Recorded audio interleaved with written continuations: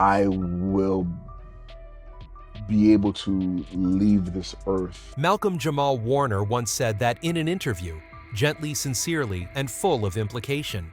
Yet no one expected that those words would become a premonition. On July 20th, 2025 in Limon, Costa Rica, Warner, once dearly loved across America for his role as Theo Huxtable in The Cosby Show, passed away forever after a drowning accident while swimming with his daughter. ABC7 and the autopsy report confirmed he died from drowning pulled into a rip current. There were no signs of foul play. But the unusual thing lay in Hollywood's very reaction. The man who had been ignored by the industry for decades was suddenly celebrated everywhere after his death. The same media outlets that once coldly overlooked him now rushed to call him a role model, a forgotten talent, a symbol of artistic dignity. Why? Malcolm didn't live the way Hollywood wanted. He refused to be a caricature, rejected foolish roles, or ones that distorted the image of black people, and refused to take part in the rituals of humiliation just to keep a place in the industry. He chose to live righteously, and that very choice led to his silent exclusion. Then at 53, Katt Williams, once labeled the oddball of comedy, spoke up to confirm what many had only dared to think. In a shocking statement, he declared clearly, "This was not an accident. Malcolm was targeted." So, what is the real story behind the death of Malcolm Jamal Warner? Who watched, manipulated, and pushed him out of the light? And why did Katt Williams raise such suspicions? Let's seek the answers right now. That sudden death not only left fans mourning, but also stirred up a long simmering question. Could it be that Hollywood deliberately forgot someone like Malcolm? And if so, what was the reason? He doubts surrounding how Hollywood treated Malcolm, a man who lived with integrity, who kept himself clean in an industry riddled with scandal, only to be forgotten until his death. That is not simply a paradox, but a sign that something deeply wrong had been present for a long time. The death of Malcolm Jamal Warner in Costa Rica ignited a wave of mourning, but alongside it rose a wave of suspicion. Why was a talented, ethical, and dedicated artist like him ignored by Hollywood for nearly the last 2 decades of his life? That question isn't new. It had been posed years before by people like Katt Williams, but now that Warner is gone, it demands to be asked again, this time with seriousness and without being dismissed. In a shocking interview, Katt Williams once stated bluntly, "If you're a black artist and you don't play by Hollywood's rules, you're out of the game." And those rules, according to Williams, are not written on paper, yet they exist in every script, every casting decision, every camera angle.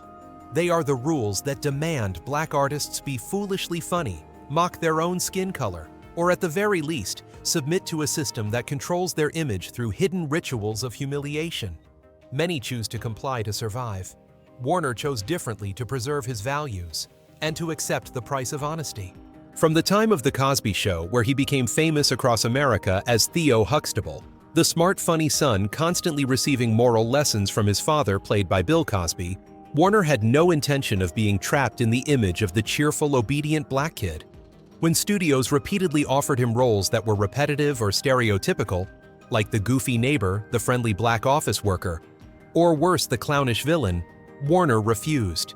He didn't want his image, and by extension, that of the black community, to be packaged as comic relief for white audiences. One of the things that made Warner difficult for producers was his firm refusal to wear dresses or don outrageous costumes on stage, something once seen as an unofficial rite of passage for black actors seeking attention in Hollywood.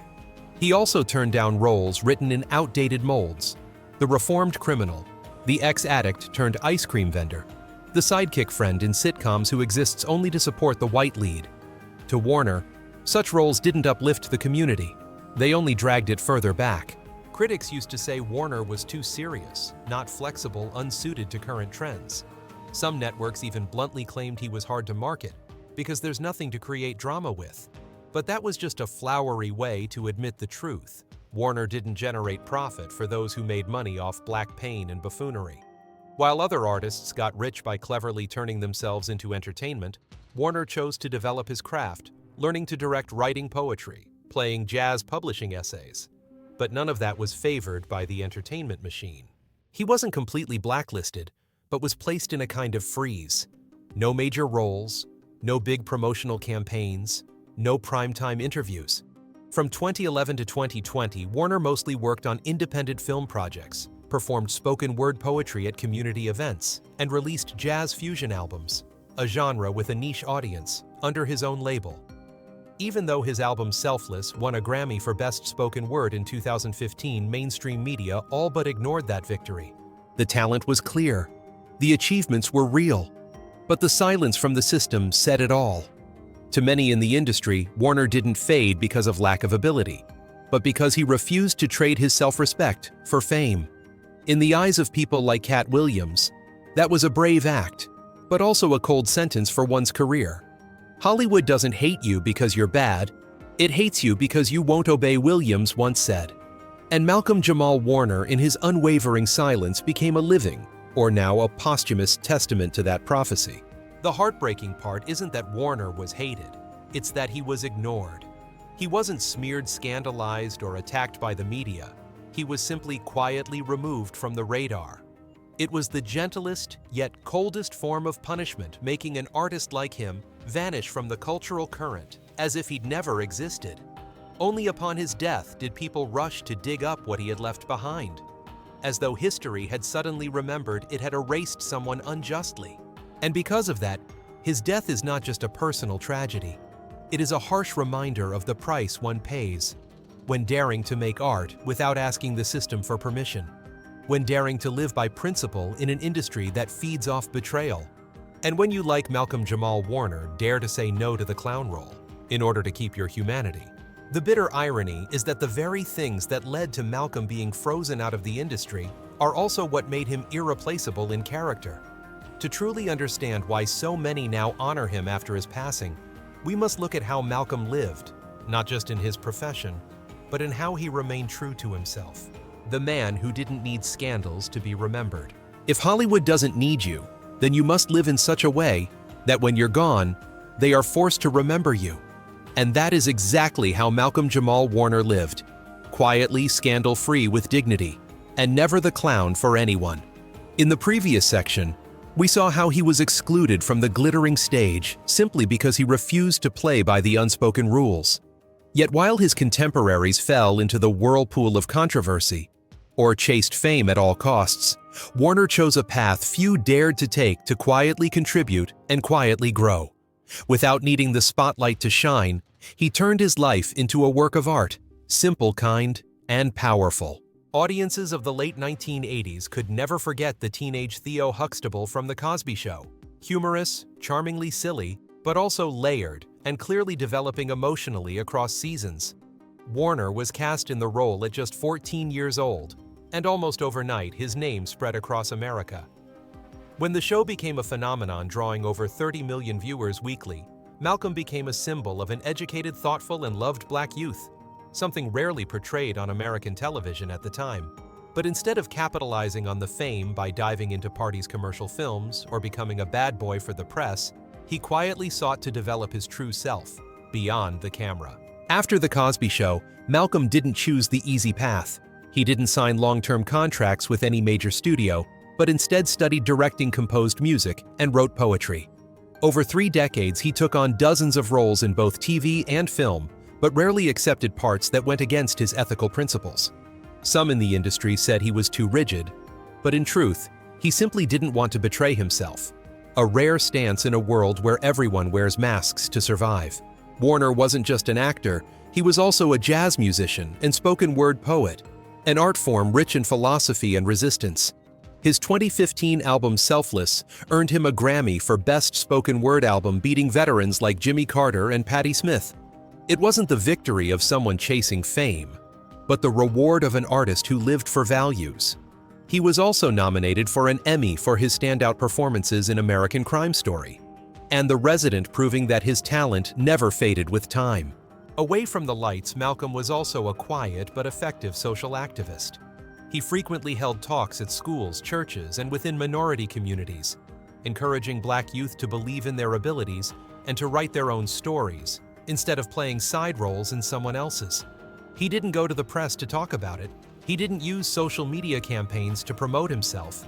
He just did the work, quietly, consistently, and with commitment. Above all, Malcolm was a family man. Unlike entertainment stars who change partners as often as outfits he married, once lived privately with his wife and child, and stayed far from scandal. In a rare comment about his private life, he said, "If I can't be a decent man in my own home, then I don't deserve to be on any stage." That wasn't just a nice quote, it was a principle he lived by.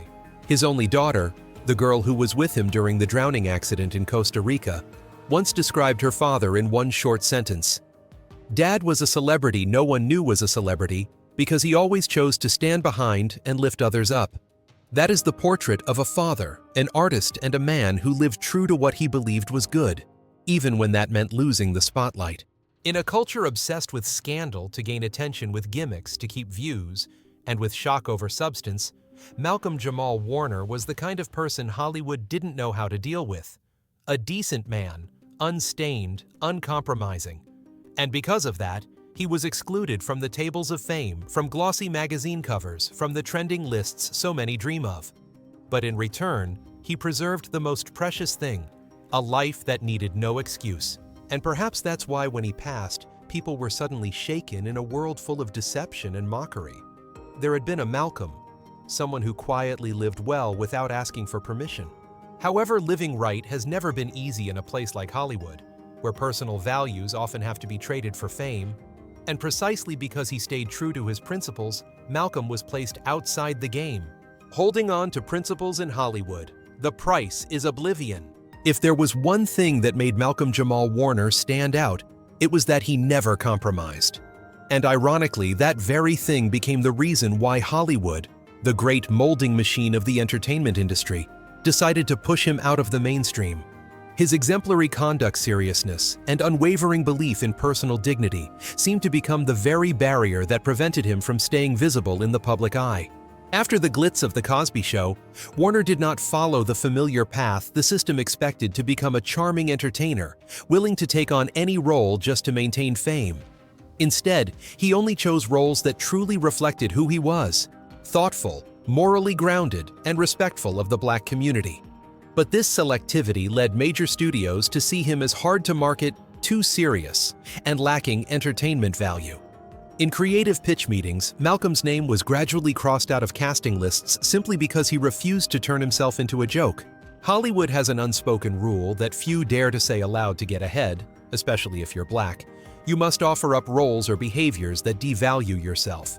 Over-the-top comedy cross-dressing, playing negative or foolish stereotypes.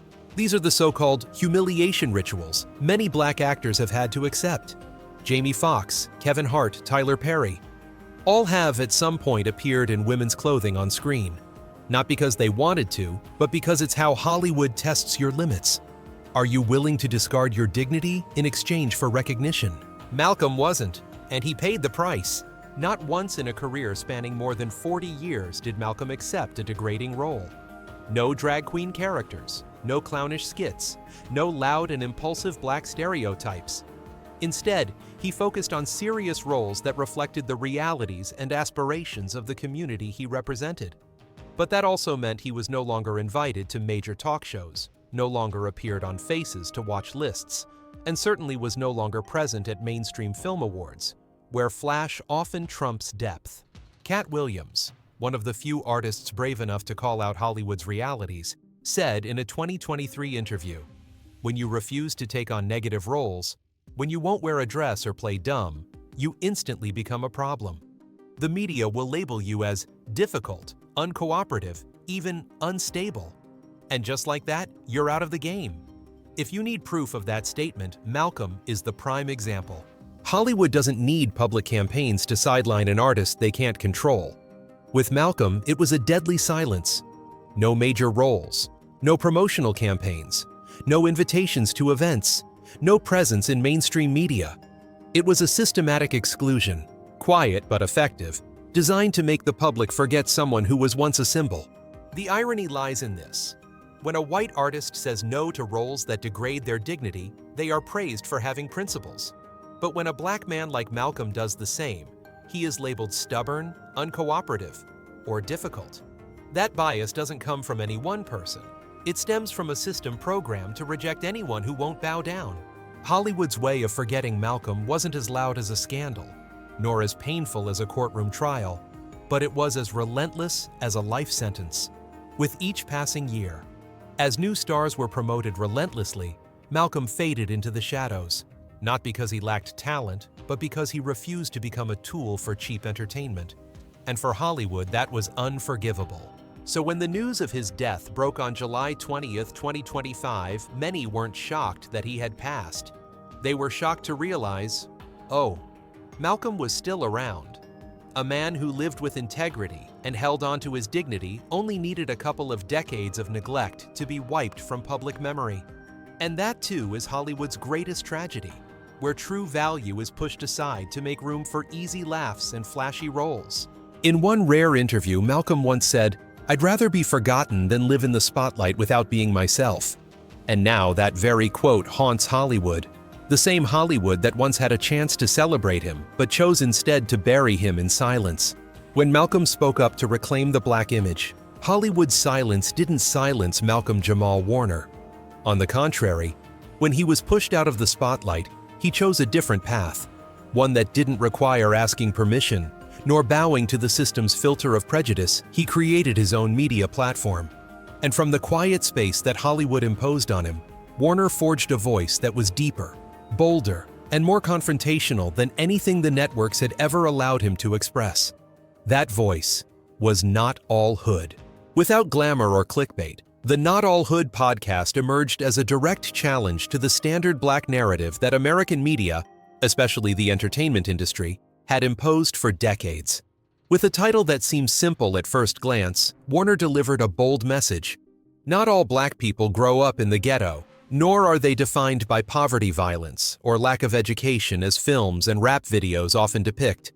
Not everyone with brown skin needs a painful past to be considered authentic. Not living a street life doesn't mean you're disconnected or have sold your soul to whiteness. Black people, like any ethnic group, are a spectrum of values, experiences, and identities. And it is this forced homogenization that should alarm us. Each podcast episode was a form of resistance. At times, Warner would share his own story, a man raised by a single mother, properly educated, never incarcerated, and who never felt less black because of it. At other times, he brought on guests, doctors, engineers, activists, all people of color who had rarely, if ever, been portrayed positively in film or television. Not All Hood became a rare space where black individuals could speak for themselves, without editing, without being trimmed down to digestible 3-minute clips, without being distorted for ratings. But Warner didn't stop at building a personal platform. In 2023, he wrote an essay to the Academy of Television Arts and Sciences, an institution where he had once been a member. The title of the essay, When Excellence is Not Enough. In it, he directly addressed a long-standing paradox. Even though more black characters were now portrayed as educated and successful, doctors, lawyers, politicians, their screen presence was still shaped by a white-centric lens.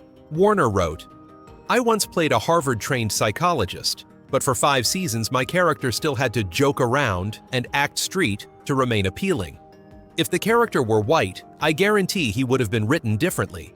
He did not deny the progress of American television, but rejected the idea that the black presence on screen was diverse if characters were still boxed in by tone, lifestyle, and emotional expression. "We may wear white coats, but inside we still have to act like rappers. That's what they want to see from us," he wrote. Far from just criticism, Warner proposed a new approach: let black creators write, direct, and oversee their own portrayals.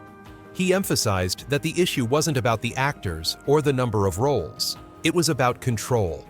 When white people decide what black people have to look like to be considered real, we don't have representation, we have containment. Because of this powerful message, Not All Hood never garnered millions of listens, like many shallow entertainment podcasts, yet it was embraced by the black intellectual community as a vital source of nourishment. On forums like Black Enterprise and Essence, Warner was referred to as a guardian of dignity in the age of viral mockery. Even though he didn't appear often on television, even though he wasn't favored at major award shows, Malcolm Jamal Warner chose to exist on his own terms, not by shouting, not by bowing, but simply by living, and saying things worth hearing. What's telling is that no major studio or platform ever offered to fund Not All Hood. Maybe because its content was not entertaining enough, maybe because its message clashed with what the system wanted to preserve. But Warner didn't need them. He said, "In a talk at Howard University, I didn't start this podcast to be bought. I started it to reclaim a voice. And that voice, now, is echoing louder than ever. Now that Malcolm is gone, people are rediscovering Not All Hood, sharing its raw critiques, quoting his essay to the Academy like a manifesto. But that belated recognition does not erase the truth Warner had to fight the system alone for nearly 20 years. And he didn't fight with scandals or clickbait, but with words, reason, and dignity. Malcolm Jamal Warner was not just an actor, he was a thinker. And in a world where black images are still contorted to fit stereotypes, daring to declare Not All Hood was nothing short of revolutionary. Beyond representation, Malcolm also dared to speak up about something many black artists avoided, how the music culture was slowly corroding their own community from within. Fighting toxic rap. Malcolm Jamal Warner loved rap. That was never in doubt. He grew up with the music of Tupac, Nas, The Roots, artists who used rhythm and rhyme to tell the stories of their communities. But when hip-hop's flow became compressed into the noise of instinct money and commercialized violence, Warner chose to step back. Not because he was too old, but because he was awake. In an episode of Not All Hood, Warner shared, "There are too many songs I have to turn off halfway. Not because the beats are bad, but because the lyrics make me feel ashamed of myself." He condemned the vulgarity and misogyny that have been legitimized through rhythm. When words like bitch and hoe become common speech and no one protests, and when black artists themselves help spread language that insults their own people. We once fought to be called by our real names, and now we call each other by the very words our ancestors bled to escape. He was speaking about the rampant use of racial slurs in modern rap.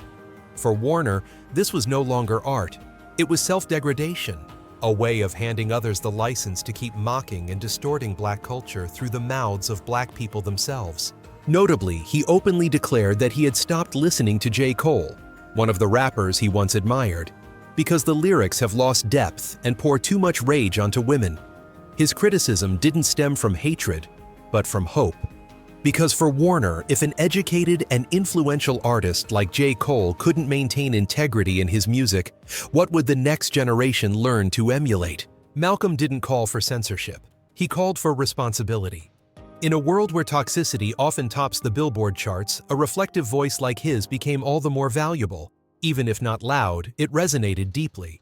Despite his strength and consistency throughout his life, he remained overlooked by the media. Only when he was gone did people rush to honor him, as if they had never turned their backs. When praise only comes after, you can no longer protest.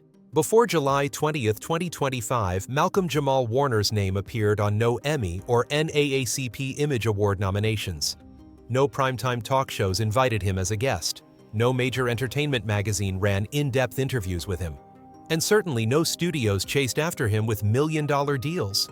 In the eyes of Hollywood, Warner was nearly a has-been, someone who was once famous, but no longer fit the taste of the times. He continued to work to create, to inspire, but none of it seemed to matter unless it came with shock tactics, unethical roles, or viral sound bites. For more than a decade, the mainstream media was silent on Warner. They had no time to cover an artist who said no to scandal, who refused the industry's covert humiliations, who would not compromise with toxic pop culture. His contributions, from his Grammy-winning music to his socially conscious podcast series to his community arts work, existed only within a small circle where integrity still had value. But then everything changed overnight. When ABC7 confirmed that Malcolm Jamal Warner had died from drowning in Costa Rica, while swimming with his daughter, social media exploded. Hashtags like "Rip Malcolm Warner," "Legend Lost," and "Say." His name quickly rose to the top trending topics on X Twitter. In the first 48 hours after the news broke, over 120 articles were published by major outlets like Variety, Deadline, Hollywood Reporter, and Essence, praising him as an unrecognized black legend, a role model for the next generation of actors. BET suddenly re-aired episodes of The Cosby Show featuring Warner and announced a plan to produce a documentary about his life. Hulu quickly added the independent documentaries he directed to their featured recommendations. Spotify created a dedicated section honoring his Grammy-winning jazz album. Apple TV promoted Not All Hood as a must-listen podcast, a late awakening, but also a calculated one. Katt Williams, who had long criticized humiliation rituals and hypocrisy in the industry, didn't miss the opportunity to call out the irony. In a special memorial talk show for Warner, he said bluntly, "This is an old trick. They stayed silent when he was alive. They ignored him while he tried. But when he could no longer resist, suddenly they praise him. Because now he can't say no. He can't demand terms. He can't ask for the truth." The outrage spread as fast as the morning. Fans began digging into the past, asking why an artist like Malcolm had never been asked to judge a major film award. Why didn't studios offer him a chance to direct a mainstream series? Why did the media wait until he died to rediscover his worth? Some tried to defend the industry, suggesting Warner didn't have broad appeal or that he was too private to connect. But the truth wasn't hidden. Warner had pitched show proposals to 3 major networks, all of which were rejected. Not because of quality, but for lack of entertainment value and marketability, according to leaked rejection emails. What Warner said during his life about how media paints Black identity through a shallow white lens suddenly felt prophetic and heartbreaking. He once wrote in an article for the Television Academy, "When Black people want to tell their own stories, they're often asked to change it to make it more marketable." Today, the very institutions that once ignored him are using flowery language to carve his name onto memorial pedestals. Malcolm may not be here to see it, but his story, and the media's rush to lay flowers on a grave they once neglected, stands as the clearest proof of the entertainment industry's warped machinery. A place where true value is often only recognized after the one who held it is no longer alive. Malcolm Jamal Warner was not just an artist. He was a symbol of integrity in a world driven by the pressure to compromise. When his death jolted Hollywood awake, one question remained. Was he erased simply because he dared to stay true to his principles? What do you think about how Hollywood treats those who dare to be different? Leave a comment, share your thoughts. And don't forget to follow the channel to revisit the stories left behind in the shadows of the spotlight. All data, analysis, and commentary in this video are presented based on information available at the time of production. The content is subject to change over time and should not be considered a definitive forecast. There is still so much more to explore. Stories of resilience, legacy, and truth. Feel free to dive into some of our top recommended videos now appearing on your screen.